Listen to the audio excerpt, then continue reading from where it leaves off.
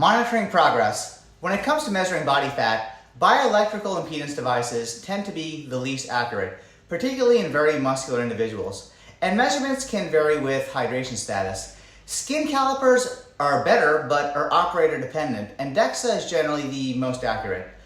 However, the lean body mass reported on DEXA includes anything that isn't fat mass, including bones, organs, and most importantly, total body water. Therefore, the lean body mass reported on DEXA scans can be easily manipulated by fluid intake and even by carb loading prior to the scan, since carbs are stored as glycogen and glycogen retains water. However, if you use the same measurement method under the same conditions each time, like using the same body fat scale first thing in the morning before eating or drinking anything, and then take multiple values over a long time course, it can be useful to see what the trend is.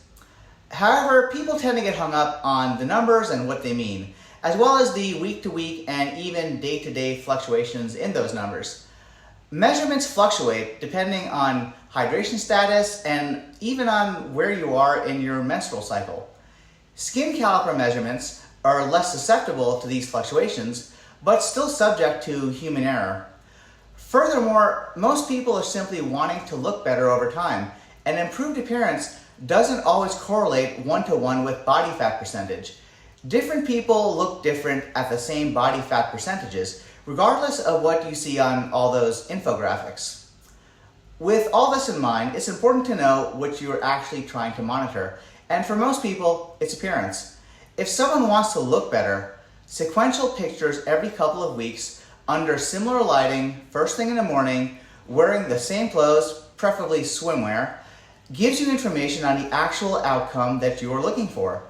Plus, there are no established normative values for body fat as it pertains to actual health outcomes, and charts showing what people look like at different body fat percentages do not apply to everyone universally.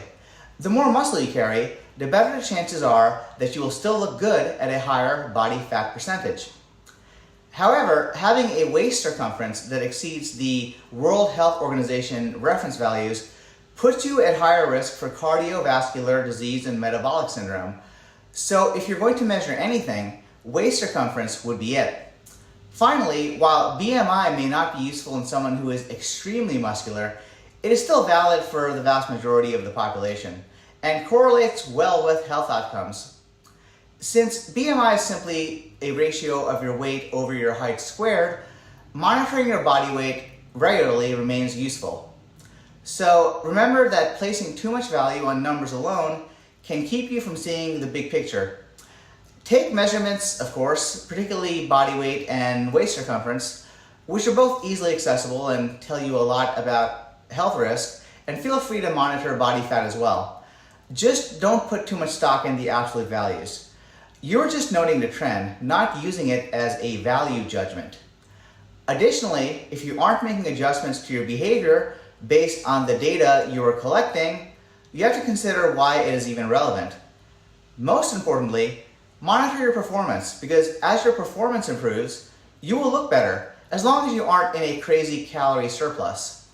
If you are able to do more weight, perform more reps, and notice improvements in your cardiovascular conditioning, you're probably moving in the right direction.